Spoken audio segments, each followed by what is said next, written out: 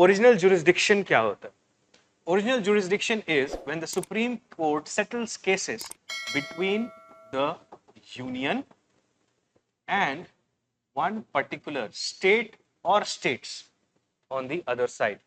Between the Union and a state or states on one side versus a particular state or states on the other side, or between two state or states, group of states. That is the original jurisdiction of Supreme Court. Original jurisdiction का मतलब क्या हुआ कि such cases can originate directly in the Supreme Court, और ऐसे cases को supreme court में by way of appeal आने की जरूरत नहीं है.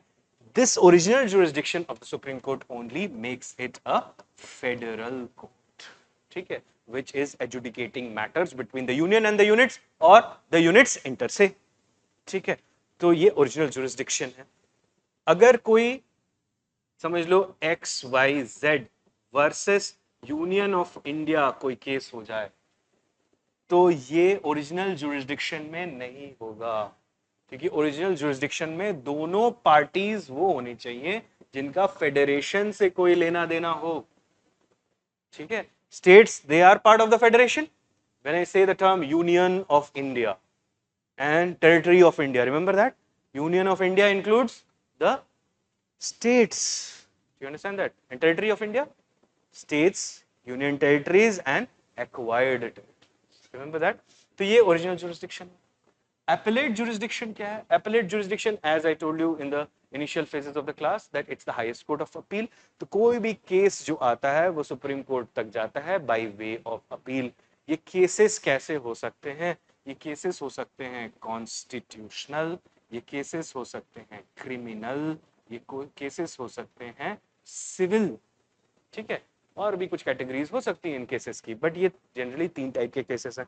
Writ jurisdiction of supreme court क्या है? Writ jurisdiction of supreme court is the jurisdiction which refers to the enforcement of the fundamental rights. Writ jurisdiction हम पढ़ चुके हैं. It is contained in Article 32 of the Constitution, which is part of the fundamental rights. जहाँ पे ये बोलते हैं कि सुप्रीम कोर्ट अपने रिट जुरिस्डिक्शन के थ्रू क्या इशू कर सकते हैं? Writs in the nature of habeas corpus, mandamus, prohibition, certiorari and quo warranto. ठीक है, for the enforcement of fundamental rights. But supreme court writs किस लिए इशू कर सकते हैं? सिर्फ फंडामेंटल राइट्स के. High court for other things as well. The writ jurisdiction of high court is contained in article 226. ठीक है, और सुप्रीम कोर्ट के केस में क्या है? ये आर्टिकल 32. एक अपील और होती है सुप्रीम कोर्ट में, which is appeal by special leave और अपील थ्रू स्पेशल लीव. इसका मतलब ये होता है कि सुप्रीम कोर्ट किसी भी केस को अपने सामने ला सकती है if the Supreme Court feels that it warrants the interference of the apex court. ठीक है, तो that is appeal by special leave. किसी भी कोर्ट के सामने पड़ा हो वो केस, सुप्रीम कोर्ट उस केस को उठाकर अपने सामने ले आ सकती है, अपार्ट फ्रॉम कोर्ट मार्शल या मिलिट्री ट्रिब्यूनल. ठीक है, वहां से नहीं हो सकता. ठीक है, क्योंकि मिलिट्री लॉज और सिविल लॉज बिल्कुल ही अलग है. एडवाइजरी जुरिस्डिक्शन क्या हो? That there are some pre constitutional laws and there are some post constitutional laws. ऐसे समझ लो, देयर आर सम बिल्स.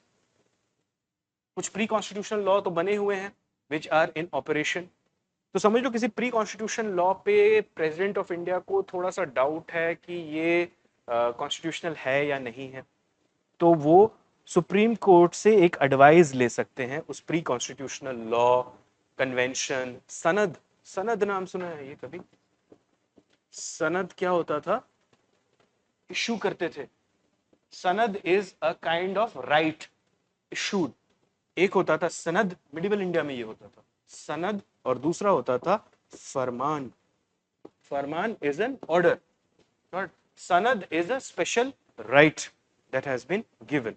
तो कोई प्री कॉन्स्टिट्यूशनल सनद या कोई फरमान अगर है तो उसकी कॉन्स्टिट्यूशनैलिटी चेक करने के लिए प्रेसिडेंट बोल सकते हैं सुप्रीम कोर्ट की कि आप चेक करके बताइए कि कॉन्स्टिट्यूशनल है या नहीं है. और दूसरा हो सकता है कोई बिल है जो आया हुआ है प्रेसिडेंट के पास सिग्नेचर के लिए या पार्लियामेंट में डिस्कशन हो रहा है, प्रेसिडेंट उसकी एक कॉपी लेते हैं और सुप्रीम कोर्ट के पास भेज देते हैं और बोलते हैं कि प्लीज इस बिल को देखकर बताइए कि अगर ये लॉ बन गया तो ये कॉन्स्टिट्यूशनल होगा या ना होगा। अगर नहीं होगा पहले से ही पता लग जाए तो why the president should waste his time to sign it, ठीक है। बट इन दो केसेस में थोड़ा सा variation, yes hold on dear, hold on, when I am taking a particular topic please do not interfere, let the topic finish, that's courtesy, got it? Please look here, I'm saying that suppose there is a minor difference between these two. If it's a pre-constitutional law, then the Supreme Court must give its advice,